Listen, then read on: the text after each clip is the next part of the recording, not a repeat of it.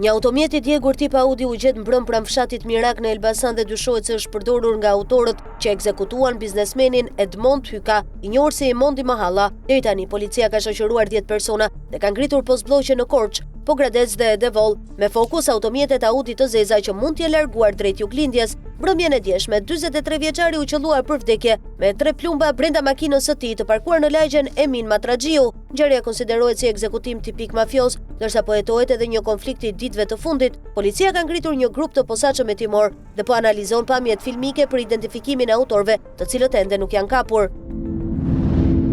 Zëvendës kryetari i Komisionit të Sigurisë Klevis Balliu reagoi ashpër pas atentatit të dieshëm në Elbasan, duke cilësuar situatën e rendit në vend si të paprecedent. Ai tha se vetëm në 2 javë Shqipëria është goditur nga 3 atentate mafioze, ai në aeroport, ngjarja në Lushnjë dhe ekzekutimi në Elbasan, të cilat sipas tij dëshmojnë kolaps të plotë të sigurisë publike.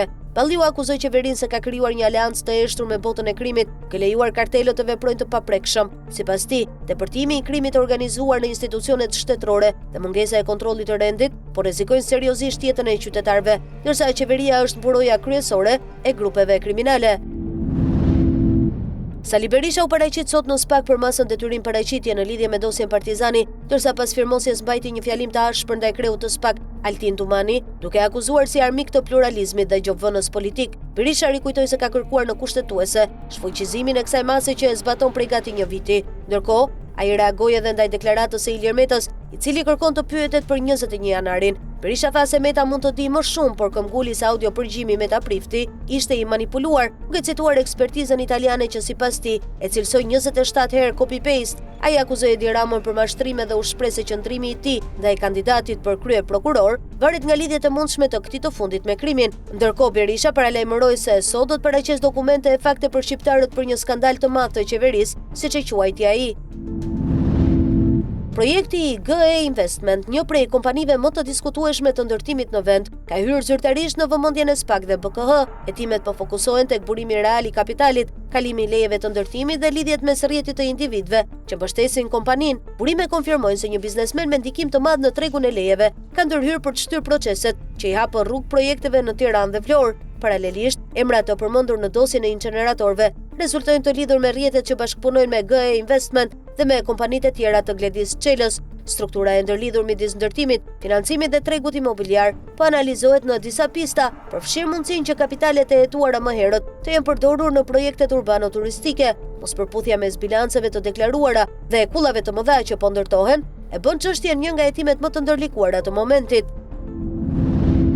Pacientët me sëmundje tumorale në Spitalin Onkologjik të QSUT përballen me kushte të rrezikshme dhe trajtime mjekësore të prapambetura. Sipas gazetarit Osman Stafa, kimioterapia kryhet në mënyrë primitive, duke përdorur rrugë venoze tradicionale që dëmtojnë venat dhe papajisjet moderne si portoketh dhe shiringa elektrike, të cilat garantojnë administrimin e saktë të trajtimit. Pacientët qëndrojnë për orë të tëra ulur në karrige, ndërsa medikamentet shpesh mungojnë, një problemi i dokumentuar prej 6 vitesh dhe konfirmuar nga një raport i KLSH-s. Stafa thekson se kjo gjendje është e papranueshme dhe rrezikon drejt për drejt jetën e pacientëve, duke e kthyer trajtimin në një situatë alarmante që kërkon ndërhyrje të menjëhershme. Prej sot, 1 dhjetor 2025, nis shpërndarja e bonusit të fundvitit për pensionistët, ndërsa zyrat e postës janë hapur pavarësisht se është ditë pushimi. Sipas ISSH, mbi 540.000 përfitues marrin bonusin prej 15.000 lekësh, përfshirë të moshuarit me pension deri në 20.000 lekë, pensionet e invaliditetit, ato familjare, sociale dhe kategori të tjera, ndërsa rreth 220.000 persona që marrin pension mbi 20.000 lekë, pension të parakohshëm apo trajtime financiare të veçanta, do të marrin bonusin prej 10.000 lekësh. Shpërndarja do të vijojë gjatë gjithë dhjetorit me afat final deri më 30 qershor 2026. Qeveria ka alokuar rreth 7.6 miliard lekë për skemën, ndërsa prej janarit 2026 pritet rritje mujore graduale e pensioneve. Radhë të gjata automjetesh janë krijuar që në orët e para të mëngjesit në pikën kufitare të Kakavios, ku qytetarët po presin deri në 2 orë për të kaluar kufirin. Fluksi i shtuar i mjeteve dhe kalimi i autobusëve të linjës ka shkaktuar ngarkesë, ndërsa pala greke po punon vetëm me 2 sportele, duke ngadalësuar ndjeshëm procesin. Policia kufitare njofton se vonesat ndodhen në anën greke, jo në sportelet shqiptare. Ndërkohë, autoritetet greke kanë paralajmëruar se nga ora 11 deri në 17, aksi Kakavi-Anin do të jetë i bllokuar për shkak të protestës së fermerëve, e vetëm rastet emergjente do të lejohen të kalojnë. Policia u bën thirrje udhëtarëve të planifikojnë udhëtimet në orare të tjera. Ukraina po kalon momentin më të vështirë që prej nisjes së pushtimit rus, ndërsa Volodymyr Zelenski rrin sot në Paris për të takuar me presidentin Emmanuel Macron në një përpjekje për të forcuar mbështetjen evropiane pas skandaleve të korrupsionit në qeverinë e tij.